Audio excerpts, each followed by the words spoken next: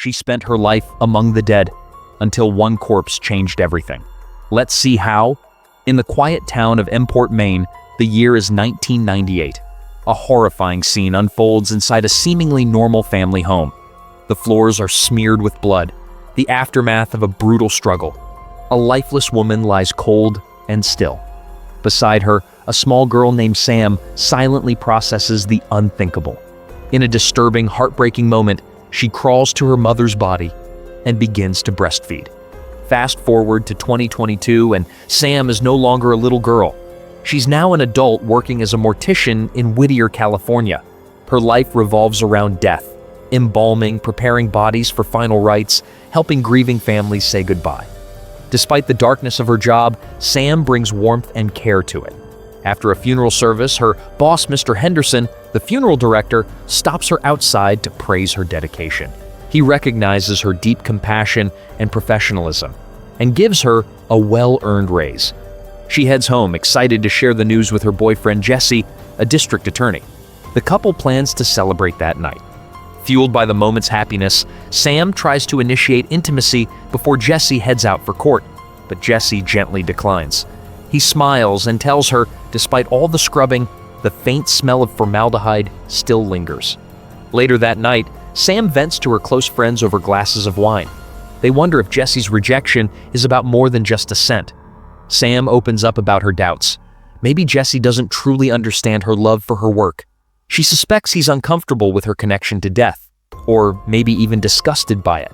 Her friends remind her that relationships require compromise, but when asked whether she'd ever give up her job for Jesse, Sam hesitates. She explains that being a mortician isn't just a job, it's a calling. She feels a profound connection to the deceased and a deep responsibility to help families through their grief. At work the next day, something unusual happens. While Sam prepares a man's body for service, a new employee, Charlie, the gravedigger and removal technician, bursts into the room with another corpse. As he handles the body, Sam notices Charlie whispering something into the body bag before quietly stepping out. Her curiosity piqued, Sam later asks Charlie about it. He explains sincerely that he was thanking the deceased for allowing him to assist in their final journey. For Charlie, his job is sacred, and every body deserves gratitude and reverence. Sam is struck by his perspective. That evening, she takes extra time to prepare herself for Jesse. When they finally become intimate, something unexpected happens. Sam's thoughts flash to Charlie. Days pass, and Sam and Charlie begin talking more. They dive into philosophical conversations about death, the afterlife, and how they each want to be treated when their time comes. They bond over cultural funeral traditions and personal beliefs. Charlie even encourages Sam to embrace her true nature, not suppress her passions, just to keep Jesse comfortable. In one particularly emotional moment, Charlie shares his own devastating past. He lost his entire family in a crash caused by a drunk driver. Moved by his vulnerability, Sam feels compelled to finally open up about her own trauma, the tragic death of her mother, something she's never shared. But just as she's about to speak, her phone rings. It's Jesse. His parents have just arrived at their house. Sam rushed home, eager to speak with Jesse's parents, and more importantly, to find a quiet moment with Charlie. A moment to finally open up and share the truth about her past. But as she stepped inside the house, she was met with silence. The lights were off. Every step she took echoed through the stillness, the crunch of something under her shoes pulling her back into a memory she'd tried hard to bury. Shards of glass scattered across the floor, eerily similar to that horrific night. The night her home was broken into and her mother was taken from her forever. Overwhelmed by the sudden flood of grief and fear, Sam crumbled to the ground, her body shaking as tears poured down her face. Just then, Jesse appeared and rushed to her side, wrapping her in his arms. His warmth, for a brief moment, seemed to soothe the pain, but that fragile peace was shattered instantly. The lights flickered on, and the room erupted in cheers. Friends and family emerged from hiding, revealing a romantic surprise: Jesse's grand proposal. In the dim lighting, Sam now realized the glass she'd stepped on was actually pieces of her favorite cereal, arranged with rose petals in the shape of a heart. But what Jesse had intended as a sweet, nostalgic gesture landed like a cruel twist of fate. The cereal, a cherished memory of her mother, now scattered like remnants of that nightmarish crime scene. To Sam, the scene didn't say, "I love you." It screamed trauma. Struggling to keep her composure, she gently turned down the proposal. Her voice quivered as she explained how that cereal wasn't just food, it was the last tangible connection to her mother. Fighting back tears, Sam told Jesse he deserved someone who could embrace love fully, someone who wasn't haunted by the past. And with that, she walked away, leaving behind a room filled with celebration that had quickly turned to confusion and heartbreak. The following morning carried a heavier weight than usual. At the morgue, Sam prepared herself for another grim task. She approached the next body on the list. The tag read JN. With practiced detachment, she lifted the cover and froze. It was Charlie. His face, once full of life and empathy, now lay still, pale and cold. Tears welled in her eyes as she leaned in, whispering his name through the sobs. Charlie had been her safe space, the only person who truly saw her, scars and all. Desperate for comfort, she pressed a kiss to his forehead. Then, unable to stop herself, she laid her body over his, searching for warmth in a place where none remained. And then, he moved. A hand, cold and lifeless, suddenly gripped her leg. Sam shrieked, pulling herself back in terror, but when she turned to look again, the slab was empty. No Charlie. Only the chilling scent of death lingered. She stumbled into the corridor, heart racing, stomach twisting. As she leaned against the wall, gasping, a familiar voice called her name. She looked up. Charlie stood before her, alive. Sam confronted Charlie, her voice shaking with a storm of disbelief and fury. He tried to explain, justifying his bizarre actions as a desperate attempt to wake her from her emotional void. He told her how he had taken a pill to slow his breath and used a prosthetic autopsy incision. All part of a disturbing plan. A plan to make her feel something again. But Sam wasn't buying it.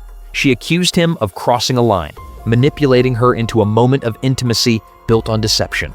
Charlie, overwhelmed with guilt, insisted he only wanted to help her heal, to pull her out of her darkness. What followed was a heart-wrenching confrontation, a volley of pain, accusations, and shattered trust. In the end, Sam turned away, devastated. "We're nothing alike," she whispered, leaving Charlie alone in the cold, echoing corridors of the morgue. 2 months passed. Sam now worked at a makeup counter, a world away from the silence of the morgue. The bright lights and sterile smiles offered little comfort. Memories of Charlie haunted her, slipping into her mind like shadows she couldn't shake. On her wedding day, her friend Danny took notice. Sam seemed distant, different, like someone still carrying invisible wounds. When asked if she was okay, Sam simply smiled and muttered, "I just want a boring, normal life." The ceremony was beautiful, filled with heartfelt vows, laughter, and the promise of a fresh start. Sam pledged her heart to Jesse, calling him her anchor in a world of chaos. Jesse, in return, presented a surprise, a video montage of their journey together. Sweet, loving, nostalgic, until something horrifying appeared. A grainy, disturbing clip interrupted the montage, footage of Sam in what looked like an intimate act with a corpse. Gasps filled the room, whispers spread like wildfire. Jesse, stunned and devastated, turned to Sam, demanding answers. His voice shook with betrayal and rage as he screamed, trying to make sense of what he'd just seen. Sam, reeling from the shock, attempted to brush it off, claiming Charlie was just a delusional ex-colleague. But Jesse, overwhelmed, couldn't ignore what was now burned into his memory. Then, the church doors flung open. Charlie stood there, furious, broken, desperate. His voice rang through the sanctuary as he accused Jesse of killing everything beautiful in Sam. Sam's fury boiled over. She turned to Charlie, her voice trembling with both pain and disgust. "Did you film us?" she screamed. Charlie, shaken, confessed. He had recorded the act, not to humiliate her, but to force her to confront her emotions. "I did it out of love," he claimed, "to wake you up." But Sam couldn't see love in any of it, just betrayal. With tears in her eyes and rage in her step, she pushed past him, the weight of her wedding dress trailing behind her like the ghost of a life that could never be. In the aftermath, Sam tried to move on. She applied for a maid's job and impressed the interviewer until another employee showed something on her phone. The interviewer's face changed. With regret, he informed her they couldn't hire someone flagged as a sex offender, especially not in home services. Sam, crushed and humiliated, walked out under the weight of a reputation she couldn't escape. Even a coffee shop wasn't safe. A familiar face from the past refused to acknowledge her. Whispers followed. Insults. The word zombie hissed behind her back. Her face had gone viral. Not as a woman, but as a meme. Alone and spiraling, Sam bought a gun. Days later, sitting in her car, she spotted a hearse. Charlie's. Something inside her snapped. She followed it, cornered him, pulled the gun. She demanded answers. Charlie, calm in the face of danger, finally confessed everything. He'd faked his death, not to hurt her, but to keep their connection alive. He spoke of her mother, how Sam had once tenderly cared for her mother's lifeless body for days, mistaking it for something alive. That was the last time she had felt comfort, he said. Sam broke down. That memory, it was true. Caring for her mother had been the last moment she felt secure. Charlie's twisted stunt, for all its pain, had awakened something in her. But she couldn't forgive him.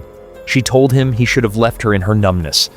Then, in a moment charged with despair and contradiction, she pointed the gun at her own head. Charlie stepped in, begging her not to, promising they could still find a way to be happy together. Sam seemed to soften, but then she turned the gun on him. One shot to the stomach. As Charlie collapsed into the grave he dug, symbolic and all too real, Sam stood over him. Together, in that strange, surreal moment, they shared one last twisted, intimate connection. And then, she buried him.